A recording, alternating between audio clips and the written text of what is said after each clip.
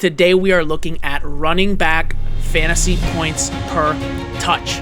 Now, the reason this is so important is because last season, this metric told us to draft guys like Devon Achane, Kyren Williams, Chase Brown.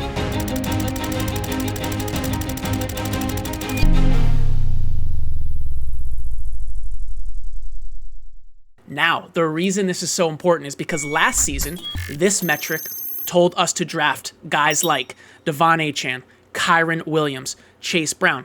I mean, let me take you back here to a couple of my tweets from last season. So my main takeaway from last season running back fantasy points per touch was, number one, Devon freaking Achane. Okay, he was by far the most efficient fantasy point per touch scorer in 2023. 1.4 PPR fantasy points per touch. He later went on last season, okay, to be the best running back on a per touch basis, even better than Saquon per game when Tua was healthy. And again, this is from July 1st, 2024. And here we are last year as well. What's the date on this one here? Let's see, July 31st, last year. I tweeted, Chase Brown finishes as a top 12 PPR running back. Well, yes, indeed. In fact, RB3 overall in that full-time role. And the reason is because he ranked 8th among all RBs in fantasy points per touch in 2023. So what we're going to do now is I'm going to take you through the metrics for this year, and we're going to find out the RBs, who we should be targeting. As always, guys, at the end of the video, we will be running through a mock draft just to see where we can grab these guys in drafts, okay? I call fantasy points per touch at the RB position the great equalizer, right? There's a little bit of nuance. Some guys have more touchdowns. Some guys have more receptions, but that all becomes obvious in the list. But really, it's when this player gets the ball, right? What are they going to do with it? The only thing that matters in our fantasy football matchups week to week is who is scoring the most fantasy points. When this player has the ball, how many fantasy points are they scoring per touch? So let's get into it, okay? Now, here we are. I will present to you the list here of the fantasy points per touch leaders. Now, for those of you watching on YouTube, the full chart is up. Okay, we did the top 56 running backs. That's every running back with 70 or more rush attempts last year. So these guys rank 1 to 56. All right, this thread is available at JoeAricoFF, and I'll put the link in the description on X at JoeAricoFF. All right, I will show you right here. Now, number one, Jahmyr Gibbs, 1.07 half PPR points per touch. Number two, James Cook, 1.04 half PPR points per touch. Number three, Austin Eckler at 1 half PPR point per touch. Those are the only three guys at 1.0 or higher. Now, I'm just going to take you through the main takeaways here, okay? And I will also mention the guys at the bottom of the list, right? Worst on this list, Dante Foreman, 56th overall, 0.37 fantasy points per touch. Isaiah Pacheco, guys, a guy who I was in on, but this is making me change a little bit, 0.5 fantasy points per touch. Nick Chubb, 54th, 0.54. And Travis Etienne, guys, 53rd, 0.55. I don't love that for my boy. Now, the first takeaway I get from the list, obviously, is Jahmyr Gibbs, okay? He can repeat as the PPR RB1 overall. Only Marshall Faulk and Priest Holmes have done it, okay, over the course of every single game in the season. And Jahmyr Gibbs, if you include Week 18 last year, was the PPR RB1 overall. Saquon was if you don't include Week 18, excuse me. With that being said, like I said, only Faulk and Holmes have repeated. I think Gibbs can do it again. As I just mentioned, guys, led all running backs, 1.07 fantasy points per touch here. Led every single running back. This is a major metric to lead in. A major metric. That 1.07 half PPR points per touch, that is the same level as a 2023 Christian McCaffrey, for example. Close to 400 fantasy points extended over the course of an entire season with a CMC-like workload in 2023. I believe he finished the season, McCaffrey, with like 390 fantasy points, right? If Jahmyr Gibbs gets a little more work this year, right, he surpassed 300 touches last year, but I'm hearing right now that the new OC, now that Ben Johnson's gone, is going to run this offense through Gibbs. Now, if Gibbs approaches 350 touches, he will absolutely be the best player in all of fantasy football. He had just over 300 last year, was the RB1, but I'm talking like would be rivaling Jamar Chase last year if he saw 350 plus touches, which, 40 more touches over the course of an entire year, it's like a little over 2 touches per game more. That might be the case, okay? As I said, led all running backs in fantasy points per touch last year. 1.07 FPPT matches 2023 McCaffrey. New OC is running the offense through Gibbs. Gibbs is the clear RB2 in drafts. There is no one. It's Bijan, then Gibbs for me. These guys like Saquon, McCaffrey, Achane, Genti, they are not in the same tier as Bijan and Gibbs. And honestly, Gibbs should be a top 4 pick overall. I really don't see a world where he's going outside the top 3. Bijan, Jahmyr Gibbs, in any order. All right, now, next takeaway I have from this list is that Ray Davis could steal James Cook's job. So Cook ranked actually second on this list. With 1.04 fantasy points per touch. But the reason is because I mentioned it, kind of alluded to it before, is because he had 18 total touchdowns, guys. Touchdowns are not a sticky stat year to year unless you're a guy who we'll mention later in the episode like Derrick Henry, where your whole game is touchdowns, right? Cook benefited from the amazing offense. I believe the Bills ranked top 3 in total points scored per game last year. So Cook just benefited from being in that situation. Ray Davis could go put up 18 touchdowns in this offense. All right, when we equalize for touchdowns, Davis at 0.82 fantasy points per touch, which is pretty high on the list. That's 14th overall with only 6 total touchdowns. All right, so if we start equalizing for touchdowns, there is nothing that is suggesting that James Cook is that much better than Ray Davis. So Ray Davis, a great sleeper pick at the end of drafts. Tyjae Spears is the best Titans running back. That is the third takeaway I have. 0.84 fantasy points per touch last year, was 12th at the position. And Pollard, was 49th at the position with 0.57 fantasy points per touch. When Tyjae Spears had that opportunity, it was during the fantasy playoffs last year. Nobody started him because why would you, right? Weeks 15 through 17 per game, 20.7 fantasy points, 16 opportunities, and that was only on 61% of the snaps. He was a top 12 RB in every one of those games. Only 5 running backs were better in that span during the playoffs last year. Jonathan Taylor, Bijan Robinson, Jahmyr Gibbs, James Cook. So, guys, if Spears gets a little bit of opportunity, I'm talking like over 50% of the opportunities, which if he's better per touch in real life, which he is, he will eventually get. He is a monster sleeper pick. He's my number 1 sleeper. Not a deep sleeper, but a guy that you need to be targeting here is Tyjae Spears, all right? Next takeaway from the list, Derrick Henry is simply not washed. Now, I just need to say that out loud for my own sake. He's a guy I've been fading in drafts, but I'm coming more around to the idea of Derrick Henry, okay? And to a lot of you, you're going to say, well, that was obvious. For me, it really wasn't. I don't want to get caught holding the Derrick Henry bag. The 31, however years old he is, 45 years old. I don't want to get caught holding that bag with 9,000 career touches, drafting him so early where I lose. But at this point, I'm honestly prepared to take him in the second round as an RB1 for my team and then bolster him with another RB in the third, like a Chase Brown, a Breece Hall, Ken Walker, Alvin Kamara in the fourth, right? Like another good RB2 behind him. So if Henry goes down, we still have a, quote, low-end RB1, high-end RB2. Now, Henry last year was carried as well by 18 touchdowns, kind of like James Cook. The difference between James Cook and Derrick Henry, well, I feel like we all know the difference here. One is Derrick Henry, and one is not Derrick Henry. There's no reason that Derrick Henry will not repeat that amount of touchdowns here in 2025. They literally designed the offense around Lamar running the ball in or Derrick Henry running the ball in, or a big play that scores a touchdown. Those are like the only 3 options. Derrick Henry needs to be studied in a lab, guys. I do have him now again entering that top 10 RBs for me. I'm consensus, lower than consensus on Henry. Those days are kind of ending. He is my RB10 right now, and that's just because I have 9 running backs ending with Jacobs, who I think could be RB1 overall. I don't think that Derrick Henry can be RB1 overall just because of the lack of pass volumes, okay? And honestly, it is hard to score 18 touchdowns even if you're Henry. Like, I'm very anti the idea of just chalking it up that he'll do it again, but it is very, very realistic. Don't get me wrong. Don't get me wrong. It's very, very, very realistic. If he was 28 years old, 27, 26, he would be a top 3 pick in drafts, right? So we're in on Derrick Henry at his price in the second round as an RB1 for our squads. All right. Next takeaway here. I believe this is the final one, and then I have some quick thoughts on the list and then a mock draft, okay? The Cowboys' backfield is wide open here. Javonte Williams, 0.64 fantasy points per touch. That was 38th on this list. And Miles Sanders did not hit the 70 attempt threshold in 2024, okay? Both these guys are just aging veterans. I actually do like Javonte early in the season, weeks 1 through 6, for example, if he's going to see 15-plus opportunities per game. I mean, that's going to give you RB2 output, and that is an unpopular opinion.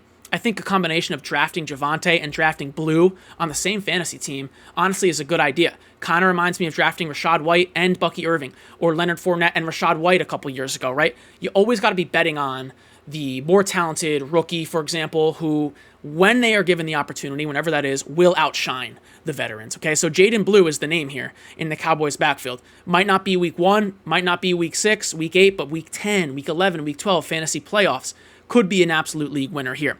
Now, I do have some quick thoughts. Again, Najee Harris here is on the way out. 0.6 fantasy points per touch. That was 46th out of 56 qualified RBs with that 70 attempt threshold. 3.9 yards per carry last year, third worst among RBs with 200 plus attempts. So it really is only a matter of time before Marion Hampton, who is a proven workhorse from North Carolina. I mean, I'm talking a 3-down monster running back, like a prime Joe Mixon type, okay? Only a matter of time before he takes over. This is like the Cowboys situation, but just multiplied by 100. Like, Harris is out, okay?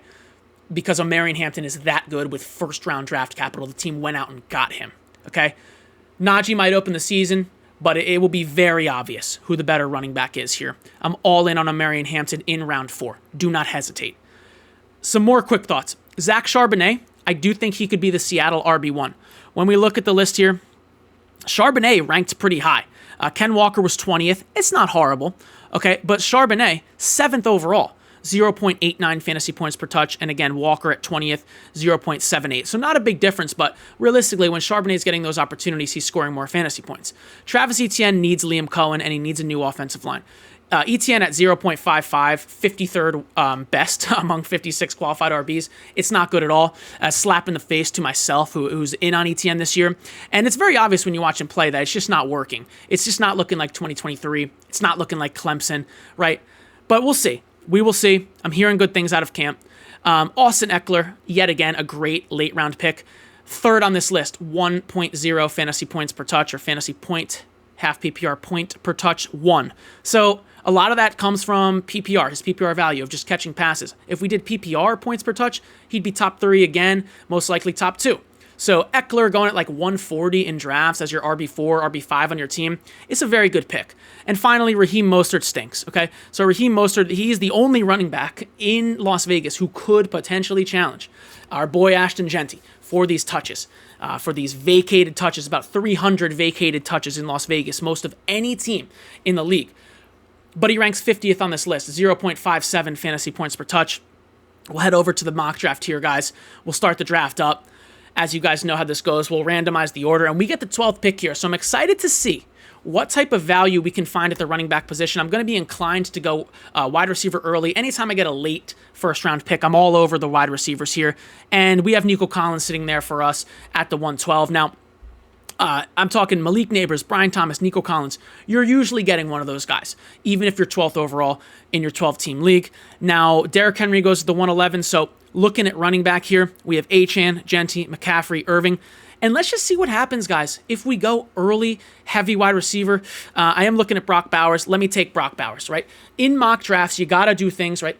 You got to do things you don't always do. See how the team goes. I mean, you should be running 4, 5, 10 mock drafts a day real quick and saying, I like this team. I don't like this team. Going into your notes app saying, here's what I liked. Here's what I didn't like. Here's the worst case scenario for my draft, right? So through 2 rounds, no running back. But this episode today is all about running back value picks. Now, at the 312, I don't love the picks on the board, fellas. We have James Cook, Ken Walker, 2 guys I just told you to possibly avoid.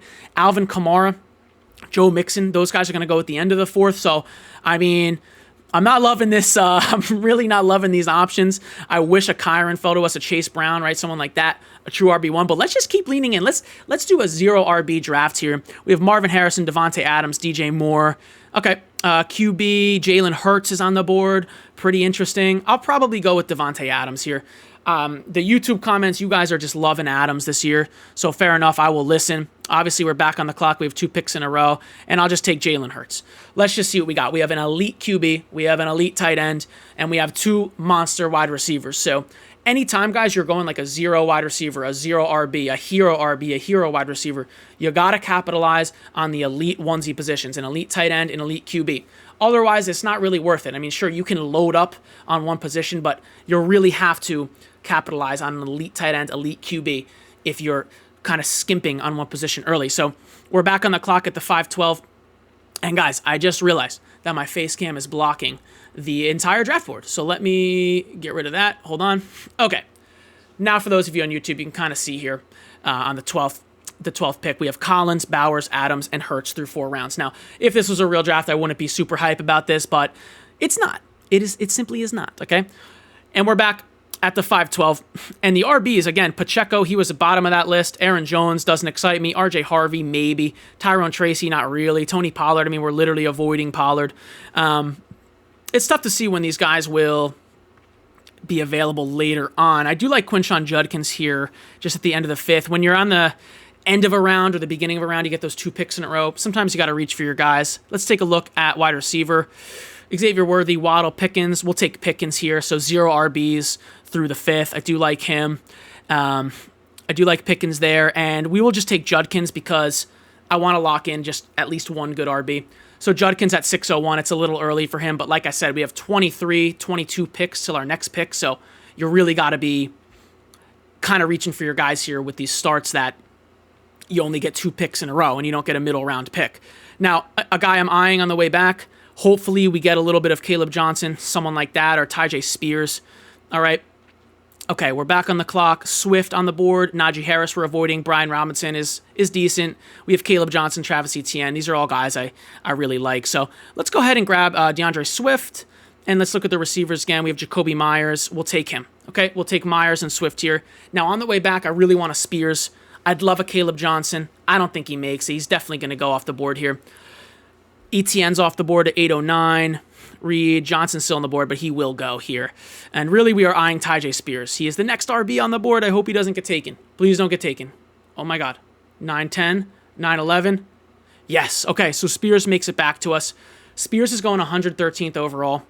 And our RB core now is Judkins, Swift, and Spears. And the first one of them we drafted in the 6th round. So a quick look at the roster, guys.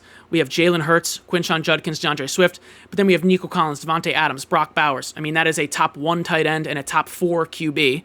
And we have Pickens, Myers, and Spears on the bench. So team's looking good. Obviously, at this point, we're just going to be hammering RB value. So Zach Charbonnet, a guy we mentioned, we'll draft him to the team. And yeah, honestly, maybe another wide receiver in here, but really it's just going to be all upside RBs, all some guys that we talked about. So just looking at the RBs on the board, Scattaboo, Dobbins, Eckler, Ford, Mason, Jaden Blue is on the board. He will be joining the team. Ray Davis. Let's take a look. It's coming back to us here at 11-12. And of course, Scattaboo goes the pick before us. Let me grab an Eckler, okay? And then let me go ahead and grab a Jaden Blue. A little early for those guys, but I'm just stacking upside here at the running back position. Like with this wide receiver core of Nico Collins, Devontae Adams, Jacoby Myers, right? Brock Bowers, okay? Jalen Hurts. All we need from the running back position is RB3, RB2 output. A guy like Eckler can really just go in and catch a couple balls and give us that. And then finally, last pick of the draft. We don't want Besh because we'll have literally every single Vegas pass catcher. Let me take a look here. Trey Benson's on the board. Dylan Sampson is my number 1 sleeper. Dylan Sampson will join the team. So here's the full draft board. Not my favorite team, but just kind of trying to rapid fire a draft for you guys and showing you the type of RB value that is available. I mean, we did not take our first RB until the 6th round. Our RBs were Judkins, Swift, Spears, Charbonnet, Eckler, Blue, Sampson. Majority of those guys were targets from the fantasy points per touch list, okay? Wide receivers are Collins, Adams, Pickens, and Myers. We also have Brock Bowers. I'm realizing now that Bowers and Myers are on the same team, so potentially not my favorite thing, but just flying through these, right? Just flying through these mock drafts, guys. I hope you enjoyed the video today. That's going to do it, guys.